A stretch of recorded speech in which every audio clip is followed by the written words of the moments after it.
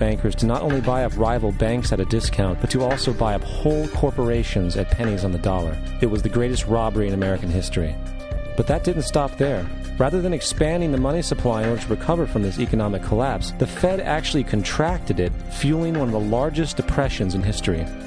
Once again outraged, Congressman Louis McFadden, a longtime opponent of the banking cartels, began bringing impeachment proceedings against the Federal Reserve Board, saying of the crash and depression, it was a carefully contrived occurrence. International bankers sought to bring about a condition of despair so that they might emerge the rulers of us all.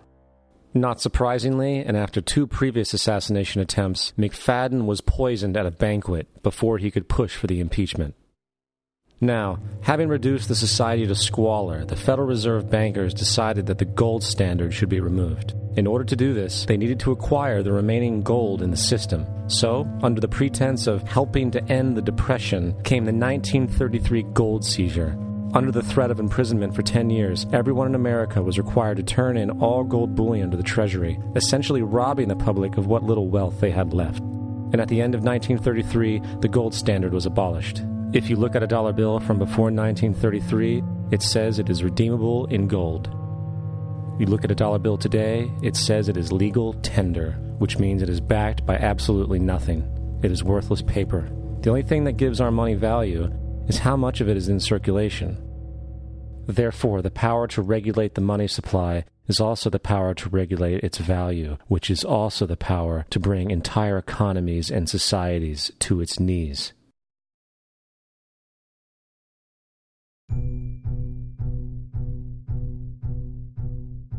It's important to clearly understand the Federal Reserve is a private corporation. It is about as Federal Express. It makes its own policies and is under virtually no regulation by the U.S. government. It is a private bank that loans all the currency at interest to the government, completely consistent with the fraudulent central banking model that the country sought to escape from when it declared independence in the American Revolutionary War. Now, going back to 1913, the Federal Reserve Act was not the only unconstitutional bill pushed through Congress. They also pushed the federal income tax. It's worthwhile to point out that the American public's ignorance towards the federal income tax is a testament to how dumbed down and oblivious the American population really is. First of all, the federal income tax is completely unconstitutional, as it is a direct, unapportioned tax. All direct taxes have to be apportioned to be legal based on the Constitution. Secondly, the required number of states in order to ratify the amendment to allow the income tax was never met, and this has even been cited in modern court cases.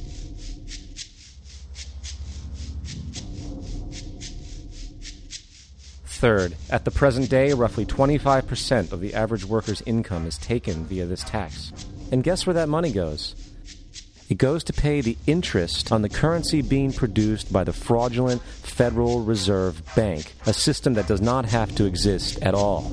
The money you make working almost 3 months out of the year goes almost literally into the pockets of the international bankers who own the private Federal Reserve Bank. And fourth, even with the fraudulent government claim as to the legality of the income tax, there is literally no statute, no law in existence that requires you to pay this tax, period. I really expected that, of course, there's a law that you can point to in the law book, the code, that requires you to file a tax return. Of course there is. I was at that point where I couldn't find the statute that clearly made a person liable. At least not me and most people I know, and I had no choice in my mind except to resign. Based on the research that I did throughout the year 2000 and that I'm still doing, I have not found that law. I've asked Congress, we've asked a lot of people in the IRS commissioners, helpers. They can't answer, because if they answer, the American people are going to know that this whole thing is a fraud. I haven't filed an federal income tax return since I left. I have not filed a tax return since 1999. The income tax is nothing less than the enslavement of the entire country.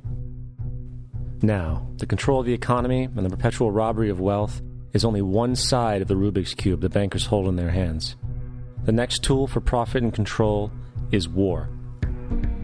Since the inception of the Federal Reserve in 1913, a number of large and small wars have commenced.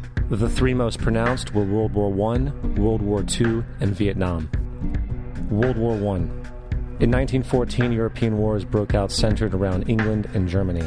The American public wanted nothing to do with the war. In turn, President Woodrow Wilson publicly declared neutrality. However, under the surface, the U.S. administration was looking for any excuse it could find to enter it. In a noted observation by Secretary of State William Jennings, the large banking interests were deeply interested in the World War because of the wide opportunities for large profits. It's important to understand that the most lucrative thing that can happen for the international bankers is war, for it forces the country to borrow even more money from the Federal Reserve Bank at interest. Woodrow Wilson's top advisor and mentor was Colonel Edward House, a man with intimate connections with the international bankers who wanted in the war.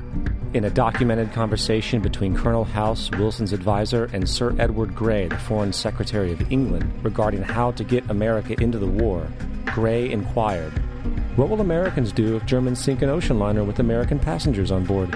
House responded, "I believe that a flame of indignation would sweep the United States, and that by itself would be sufficient to carry us into war."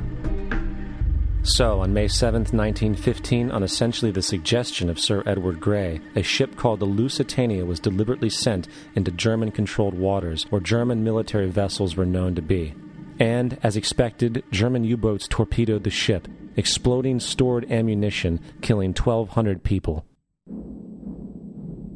To further understand the deliberate nature of this setup, the German embassy actually put advertisements in the New York Times telling people that if they boarded the Lusitania, they did so at their own risk, as such a ship sailing from America to England through the war zone would be liable to destruction. In turn, and as anticipated, the sinking of the Lusitania caused a wave of anger among the American population, and America entered the war a short time after. The First World War caused 323,000 American deaths. J.D. Rockefeller made $200 million off of it. Not to mention the war cost about $30 billion for America, most of which was borrowed from the Federal Reserve Bank at interest, furthering the profits of the international bankers. World War II. On December 7, 1941, Japan attacked the American fleet at Pearl Harbor, triggering our entry into that war. President Franklin D. Roosevelt declared the attack was a day that will live in infamy. A day of infamy indeed, but not because of the alleged surprise attack on Pearl Harbor.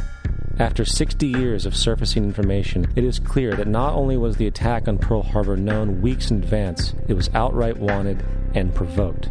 Roosevelt, whose family had been New York bankers since the 18th century, whose uncle Frederick was on the original Federal Reserve Board, was very sympathetic to the interests of the international bankers, and the interest was to enter the war, as we've seen, nothing is more profitable for international bankers than war. In a journal entry by Roosevelt's Secretary of War Henry Stimson, dated November 25, 1941, he documented a conversation he had with Roosevelt.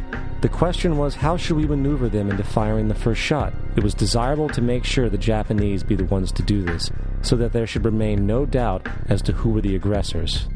In the months leading up to the attack on Pearl Harbor, Roosevelt had done almost everything in his power to anger the Japanese, showing a posture of aggression. He halted all of Japan's imports of American petroleum. He froze all the Japanese assets in the United States. He made public loans to nationalist China and supplied military aid to the British, both enemies of Japan in the war, which, by the way, is completely in violation of international war rules. And on December 4th, 3 days before the attack, Australian intelligence told Roosevelt about a Japanese task force moving towards Pearl Harbor.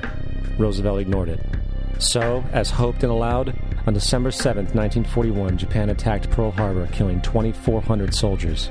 Before Pearl Harbor, 83% of the American public wanted nothing to do with the war. After Pearl Harbor, 1 million men volunteered for the war. It is important to note, Nazi Germany's war effort was largely supported by two organizations, one of which was called IG Farben. IG Farben produced 84% of Germany's explosives, and even the Zyklon B used in the concentration camps to kill millions. One of the unspoken partners of IG Farben was J.D. Rockefeller's Standard Oil Company in America. In fact, the German Air Force could not operate without a special additive patented by Rockefeller's Standard Oil. The drastic bombing of London by Nazi Germany, for example, was made possible by a $20 million sale of fuel to IG Farben by the Rockefeller Standard Oil Company. This is just one small point on the topic of how American business funded both sides of World War II. One other treasonous organization worth mentioning is the Union Bank